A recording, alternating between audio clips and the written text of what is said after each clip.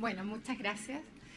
Bueno, básicamente, ¿se escucha bien? La idea de esta parte de la presentación es contarles un poco cómo quedó la norma de CFC, las llamadas Control Foreign Corporations, y luego vamos a ver una norma particular en materia de pagos que se hacen al exterior. Obviamente, estas tal vez son las dos normas más relevantes o algunas de las más relevantes que pueden afectar en materia de tributación internacional, pero claramente no son las únicas. ¿Ya? Podríamos estar acá varios días comentándolo. Bueno, ¿en qué consiste esta norma de Control Foreign Corporation, más conocida como CFC, que está reconocida en el artículo 41G? Como ustedes bien saben, la regla general es que cuando existe un contribuyente chileno que obtiene rentas de fuente extranjera, esas rentas tributan en Chile solamente sobre base percibida, ¿de acuerdo? Cuando nosotros tenemos estas normas de CFC, básicamente la norma o este principio general se altera, puesto que cuando se trata de un contribuyente chileno que en el fondo tenga una entidad controlada, que obtenga o devengue rentas pasivas, esas rentas pasivas van a tener que ser consideradas por la entidad residente en Chile.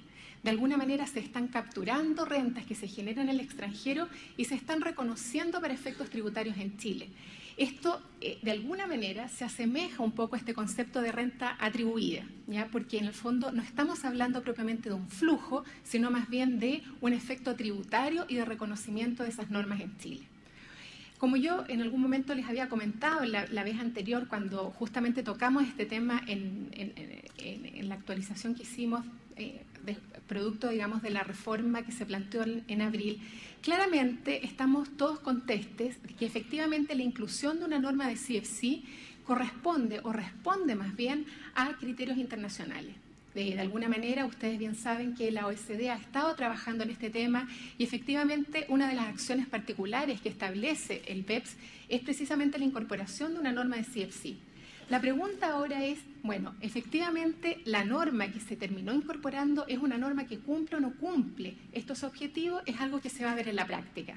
Efectivamente, la norma que se propuso en la primera reforma de abril se le introdujeron una serie de modificaciones y finalmente terminó siendo una norma que, si ustedes la miran rápidamente, es muy similar.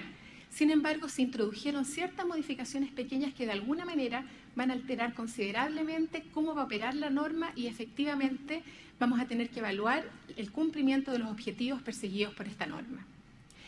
Uno de los puntos importantes que efectivamente se modificó con las indicaciones fue precisamente la entrada en vigencia. En un principio, la norma de CFC, como había sido planteada, iba a entrar en vigencia el 1 de enero del 2015. Esa entrada en vigencia se difiere y esta norma entonces va a entrar en vigencia en los términos que está actualmente el 1 de enero del 2016. Básicamente, este concepto de CFC supone tres conceptos fundamentales. En primer lugar, tenemos que tener una entidad controladora, que es la que está en Chile. En segundo lugar, una entidad controlada, que es la que está en el extranjero. Y en tercer lugar, la generación de una renta pasiva por parte de esta entidad controlada. Entidad controladora en Chile. Este es un punto bien interesante porque originalmente la norma era bastante amplia. Con las indicaciones se les introdujo la palabra entidades o patrimonios. Nosotros podemos entender que efectivamente el sentido del legislador es precisamente limitar de alguna manera el concepto de contribuyentes a entidades y patrimonios y por lo tanto de esa manera excluir a las personas naturales.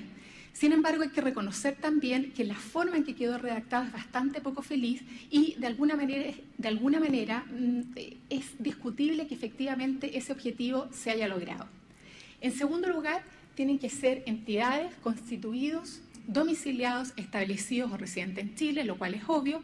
Y lo que es importante es que el control que tienen que ejercer puede ser un control directo o indirecto, lo que hace que sea una norma bastante amplia, y también por sí o en conjunto con personas o entidades relacionadas. Acá también hay un aspecto que es bien importante porque el concepto de relación para estos efectos es un concepto bastante amplio.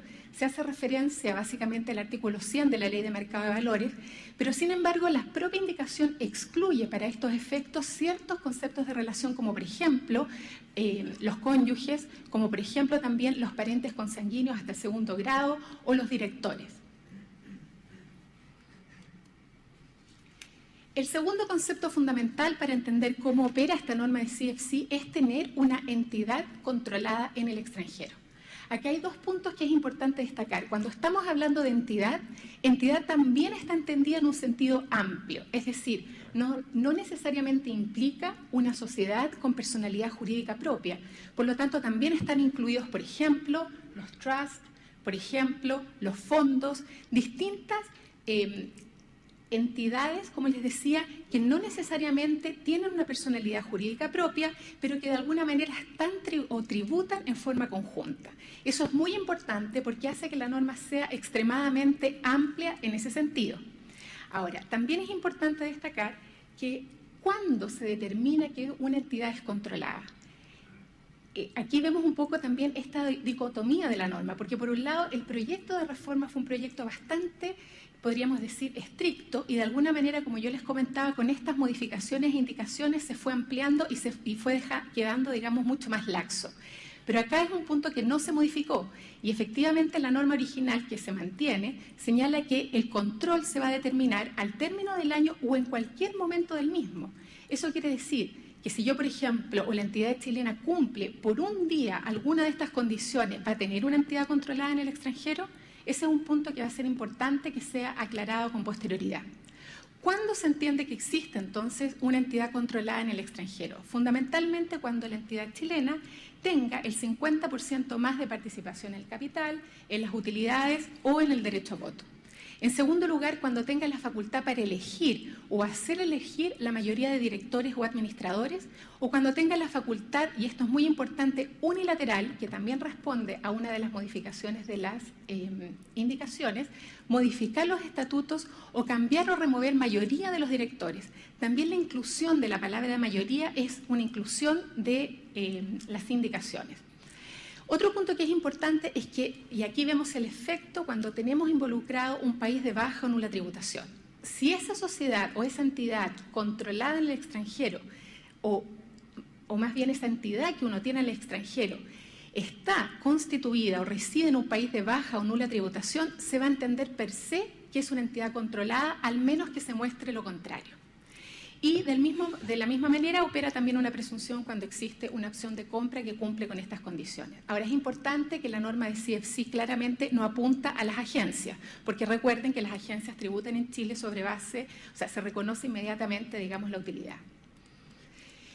El tercer concepto fundamental en materia de CFC es qué es lo que se entiende por renta pasiva. ¿Ya? Fundamentalmente la norma lo que hace es enumera una serie de situaciones o tipos de renta que son considerados para estos efectos como renta pasiva. De esos, claramente los más importantes son los dividendos o utilidades, y en este sentido la norma también excluye aquellas utilidades que provengan de una entidad operativa. Aquí vemos también una modificación importante que introdujeron las indicaciones, porque en un principio era necesario que la entidad operativa estuviera solamente un nivel aguas abajo. Esta norma ahora permite, para la exclusión, que la entidad operativa también puede ser una entidad operativa indirectamente. Por lo tanto, eso nos permite, en el fondo, que existan distintos niveles de entidades y que la entidad operativa esté mucho más abajo e igualmente eso va a calificar para la exención. Ahora, la norma no es clara respecto a qué pasa cuando esa entidad operativa se encuentra en una tercera jurisdicción. Sin embargo, uno puede concluir que al no señalar nada, también la debería comprender. El otro, tal vez, renta pasiva más relevante es qué pasa en el caso de los intereses. Los intereses también son rentas pasivas y se excluye solamente aquellos intereses que sean, en el fondo, obtenidos por, básicamente, bancos o entidades financieras que deben necesariamente ser reguladas y que tampoco deben estar constituidas en un país de baja o nula tributación. Otro punto que es muy importante es qué va a implicar. O sea, ya tenemos entonces una entidad controladora, tenemos una entidad controlada, tenemos renta pasiva. Eso va a significar que las rentas pasivas van a tener que ser de la entidad controlada, van a tener que ser consideradas en Chile al término de cada ejercicio en proporción a las participaciones, pero tal vez lo más importante es cómo yo voy a determinar esas rentas pasivas, porque en definitiva yo voy a tener, o las compañías o los contribuyentes van a tener que llevar una determinación de renta líquida respecto de cada una de las sociedades controladas que tengan en el extranjero. lo cual va a implicar una carga, digamos, administrativa bastante importante. Tanto es así que en esa determinación también se incluye la aplicación del artículo 21. También es importante, mirándolo, qué pasa el día de mañana cuando efectivamente esa entidad controlada distribuye aquellas rentas que efectivamente ya tributaron, no van a volver a tributar, ¿ya? Y es importante que para esos efectos las compañías lleven efectivamente un registro, que nuevamente volvemos al mismo punto, tenemos nuevos registros, tenemos cargas administrativas y esta es una más de la cual las compañías se van a tener que preocupar. Ahora, también es importante señalar que en aquellos casos en los cuales las rentas pasivas que obtengan las entidades controladas sean superiores al 80%, se va a considerar que en la totalidad es renta pasiva. Y hay dos cosas que es bien importante tener presente, que son normas más bien de exclusión. En aquellos casos en los cuales las rentas pasivas sean menor al 10%, no van a aplicar las normas de CFC, lo mismo en aquellos casos en los cuales no superen las 2.400 UF. Por último, dos cosas importantes mencionarles. El concepto de país de baja o nula tributación. Este es un concepto que en la original reforma, como fue planteado en abril, era bastante estricto. Recuerden ustedes que bastaba que se tratara, digamos, de una jurisdicción con la cual Chile no tuviera un acuerdo de intercambio de información para que calificara como un país de baja o nula tributación, lo que nos llevaba en el fondo al absurdo de pensar en países, no sé, como Estados Unidos, Alemania, ¿Por qué es tan importante que una jurisdicción pueda ser calificada como un país de baja o nula tributación y que la entidad controlada esté en esa jurisdicción? Es tan importante porque, como ya les señalé, por el hecho de estar ahí, la renta se va a presumir, o sea, la entidad primero se va a presumir como una entidad controlada. En segundo lugar, porque la renta se va a presumir como una renta pasiva, la totalidad.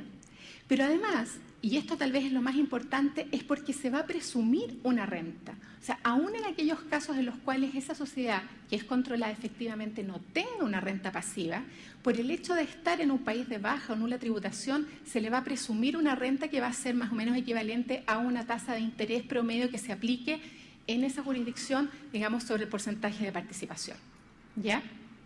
Por eso es muy importante revisar aquellas estructuras en las cuales efectivamente existan sociedades que estén en estas jurisdicciones, porque ya sabemos que los deberes de cumplimiento y las restricciones son mucho más amplias. Por último, es importante mencionar qué pasa acá en Chile. Ya dijimos entonces que estas rentas de alguna manera van a ser capturadas cuando estas rentas sean devengadas o percibidas por la entidad controlada, ¿cierto? Pero ¿qué va a ocurrir acá en Chile? En principio, ¿qué va a pasar con el impuesto que haya sido pagado en el extranjero? Entonces, la regla básica va a ser que aquellos impuestos que hayan sido pagados o adeudados en el extranjero van a poder ser utilizados como créditos acá en Chile. Perfecto, ¿ya? Solamente respecto del impuesto de primera categoría. De alguna manera asimila el tratamiento de crédito para estos efectos al mismo tratamiento de las agencias que se tienen en el exterior, ¿ya? Acá hay dos puntos que me gustaría mencionar. Primero, el hecho de que las indicaciones introdujeron una norma que también amplió este crédito, de tal manera de reconocer también un crédito, ¿ya? Y esto es muy importante, por el impuesto que haya sido pagado en una tercera jurisdicción. Recordemos entonces que esta norma también nos va a abarcar terceras jurisdicciones en las cuales yo tengo sociedades que van a ser controladas. Si hay un impuesto que fue pagado en esa jurisdicción, también va a poder ser utilizado como crédito, siempre y cuando en esa jurisdicción se trate de una jurisdicción con la cual Chile tenga un convenio para evitar la doble tributación. Entonces, en principio, efectivamente tenemos un crédito que está bien. Pero la pregunta surge, bueno, ¿qué va a pasar el día de mañana cuando efectivamente se distribuyan esas utilidades? Nosotros ya dijimos que cuando efectivamente esas utilidades sean distribuidas, no van a estar grabadas en Chile en la medida que se hayan grabado. Pero ¿qué pasa con el impuesto adicional, el equivalente al impuesto adicional, es decir, el impuesto de retención, que probablemente van a aplicarse respecto de esas distribuciones, por ejemplo, de dividendo en el exterior? La norma no se hace cargo de ese tema y tampoco se hace cargo del tema temporal, porque efectivamente yo voy a tener una renta que gravó un año y efectivamente la distribución de las utilidades se va a producir un par de años eventualmente después. Por último, hay otro tema que también es muy importante en materia de tributación internacional. Muy brevemente, mencionarles qué pasa con los gastos por pagos que se efectúan en el exterior. Como ustedes saben, la regla general es que los gastos pueden deducirse sobre base adeudada o pagada, lo que ocurra primero. Sin embargo, específicamente para aquellos casos en que se hagan pagos al exterior a entidades relacionadas, de aquellos contemplados en el artículo 59, estos gastos no van a poder deducirse en Chile sino hasta el momento en que el pago efectivo se haya hecho. Es decir, de alguna manera acá se reconoce un principio de cash basis, no se va a poder reconocer este gasto sino hasta el momento en que efectivamente haya estado pagado y siempre que se haya pagado el impuesto adicional en la medida que esto proceda. O sea, está claro que aquí no estamos diciendo que hay una limitación en la deducibilidad, pero hay un tema temporal que es muy relevante, que puede afectar claramente las estructuras de financiamiento, en particular cuando nosotros tenemos holding que han, por ejemplo, que se han financiado a través precisamente de deuda. Justamente el efecto temporal de no poder reconocer los gastos inmediatamente puede ser, digamos, relevante y eso hay que tenerlo presente. Y también hay que tener presente que esta norma entra en vigencia el 1 de enero del 2015, o sea, estamos encima. Muchas gracias.